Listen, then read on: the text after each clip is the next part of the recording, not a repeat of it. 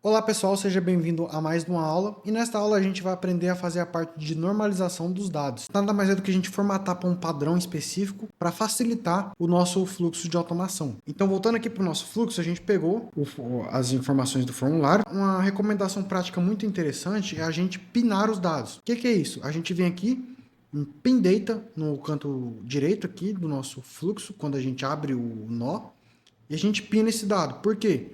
Porque aí a gente não precisa ficar preenchendo as informações novamente.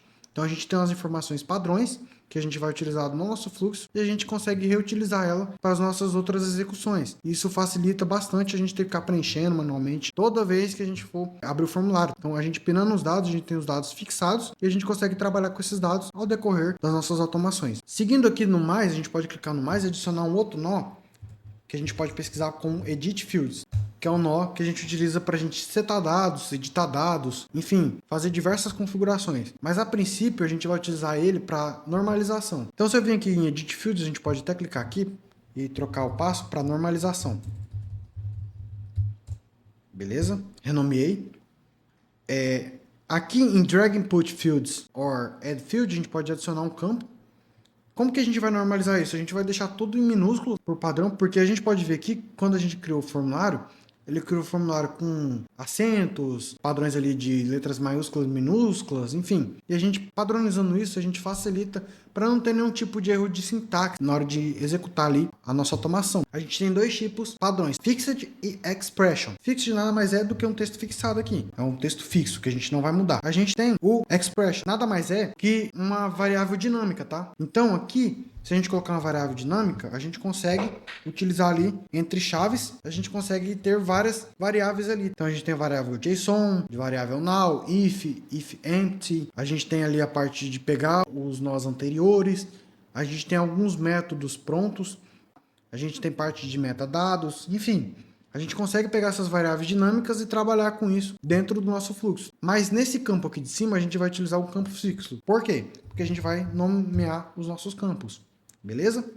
Seguindo aqui, a gente tem embaixo os tipos, tipo string, tipo number, tipo boolean, tipo array, object, binary data. String é texto normal, number é número, qualquer tipo de número ali, flutuante ou não, número inteiro, enfim. Qualquer tipo dá para a gente trabalhar ali com number. Boolean, para tipos de campo verdadeiro ou falso. Então, por exemplo, a gente tem um campo ali ativo dentro do nosso formulário, por exemplo. A gente pode utilizar esse boolean aqui para validar se o campo está ativo ou não. Então, a gente tem a parte de array, que é o que a gente viu aqui dentro do nosso form submission, que nada mais é do que um array. Um array de objetos. Ele inicia com um array e dentro tem um objeto com as informações que a gente tem. Então, esse é o padrão do array. Quando a gente vem aqui. Object é aquele objeto que a gente visualizou aqui anteriormente, dentro do Form Submission. E a gente tem o Binary Data. O que é esse Binary Data? Nada mais é do que campos de arquivo, tá? Então, se você quer enviar uma imagem, um PDF, ou qualquer outro tipo de arquivo aí que você queira estar recebendo aí dentro do seu formulário, você consegue tratar através desse Binary Data. Então, seguindo aqui para o nosso fluxo, a gente vai colocar o nosso value aqui como uma variável dinâmica, porque a gente vai pegar do nosso Form Submission, certo?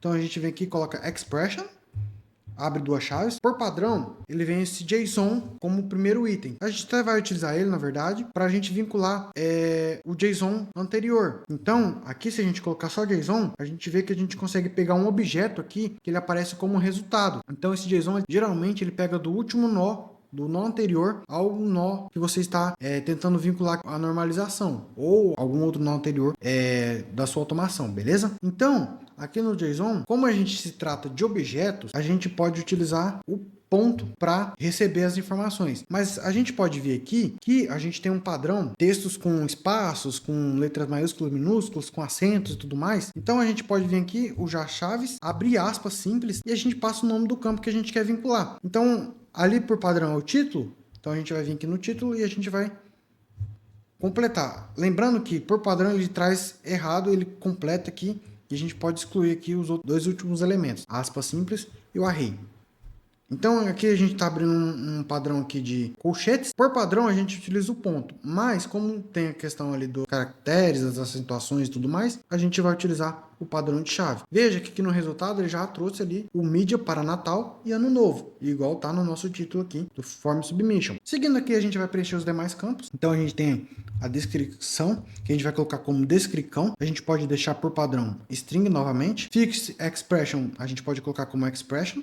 a gente pode vir aqui copiar esse de cima, colar aqui e alterar aqui para descrição. Por padrão ele vai completar novamente, a gente apaga os dois últimos caracteres ali e já está ali puxando a descrição também. Então se eu dar um zoom aqui, vocês conseguem visualizar também a descrição. Seguindo aqui para a parte de data de entrega, a gente pode colocar data entrega maiúsculo, ou a gente pode colocar também um padrão ali de data underline entrega, fica a seu critério aí, mas vamos utilizar esse padrão aqui de data underline entrega, que acho que fica mais fácil ali de compreender. Aqui já no tipo, pode deixar como string, tá? O padrão de data ele é tratado como string ali pro N8N, beleza? E chegando aqui, a gente pode colocar expression novamente. A gente pode até copiar aqui em cima, o anterior. A gente colocar aqui data de entrega. A gente pode completar, porque aqui dava a data de entrega. Agora ele completou. E a gente pode colocar aqui ponto to date time. Por quê? Porque esse padrão ele transforma aqui a data, padrão que a gente precisa para a gente salvar ali dentro do Trello e dentro da Google Planilhas. Se a gente tentar salvar aqui só com um formato padrão ali que a gente viu, que o usuário preencheu, ele vai dar erro. Então ele converte esse padrão para o formato ISO, que é um formato internacional para padrões de datas e tudo mais, para até alguns outros padrões, tá? De nomenclaturas, a princípio por padrão de data. E ele formata para esse formato ISO aqui para facilitar a leitura dos outros softwares ali na hora de salvar as informações. Fica até uma recomendação aí para você pesquisar esses padrões, padrão ISO, basicamente os padrões de organização internacional. Voltando aqui para nossa automação novamente, a gente pode vir aqui e adicionar e-mail também, minúsculo. Pode deixar ele como string novamente. Copia aqui da descrição, que é um padrão de correto, tá? Já tá certinho, mas configurado certo. E-mail, veja que ele já puxou o e-mail ali. E a gente pode colocar um também aqui de data de envio, tá? Para a gente registrar quando que o cliente enviou, porque talvez o cliente falou que enviou em um determinado dia e horário e ele enviou em outro dia, né? Então a gente consegue capturar essas informações também. Então a gente vem aqui, copia esse da data, que basicamente vai ser o mesmo padrão, a gente tem que salvar essa informação no padrão da ISO e a gente vai alterar aqui para submitted at, igual tá ali no padrão anterior. Você também pode arrastar também, não precisa ficar digitando manualmente. Eu venho aqui, ó, arrasto a informação, que ele já vai trazer, mas ele traz no padrão do objeto mesmo, né, com um ponto ali. Como a gente quer algo mais padronizado no formato correto, a gente pode vir aqui e alterar. Aqui não puxou, provavelmente eu copiei o nome errado aqui. Submitted. É porque aqui na verdade ele já está com padrão, perdão. Aqui ele já está com padrão do ISO, então a gente não precisa desse to date time. Ah, e aqui tem outra cacadinha aqui, ó, que já estou fazendo com vocês aqui. Tem duas chaves, então a gente vai apagar uma de um lado, outra do outro. Agora ele já puxou as informações. É ao vivo aqui, pessoal. Então a gente está mostrando aqui, ó, que ele já puxou as informações, tá? E a gente tem basicamente as nossas configurações alinhadas, tá? Acredito que não tem mais nenhum campo que a gente vai precisar. Tá aí o nó de normalização.